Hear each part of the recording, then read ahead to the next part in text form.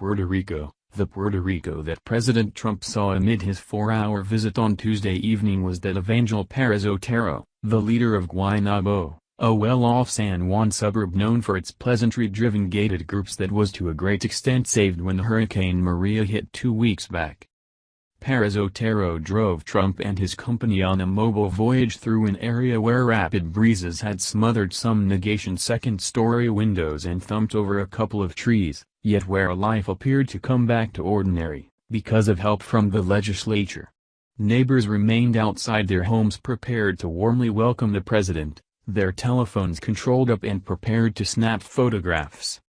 One mortgage holder disclosed to Trump that he lost a few windows and still had not recovered power, but rather was never stressed over his family's security.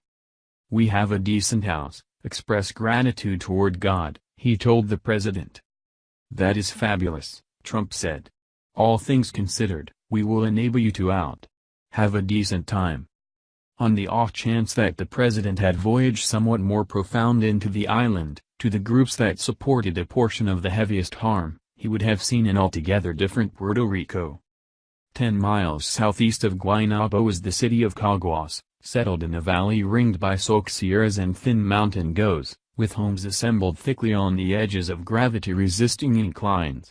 These slopes were stripped bare by Maria's vindictive breezes, leaving the trees without leaves and organic product, their uncovered branches bended in agonizing stances.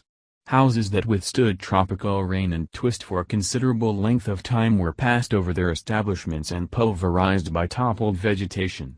Contorted metal rooftops arrived in springs everywhere throughout the once rich locale. There was previously an extension. Devastated people group manages disconnection after Maria.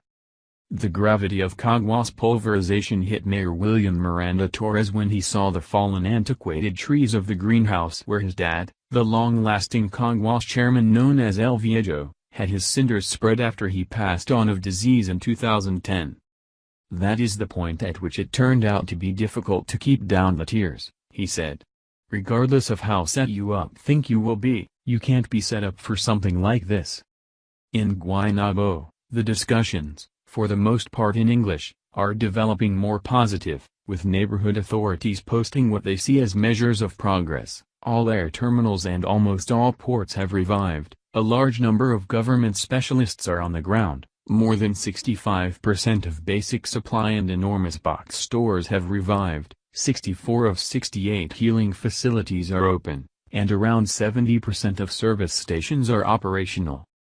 Be that as it may, here in CAGUAS there remains a feeling of franticness, with Miranda Torres rattling off a significantly more critical rundown of insights in Spanish. Nearly 1 of every 10 occupants were seriously influenced by the tempest's devastation.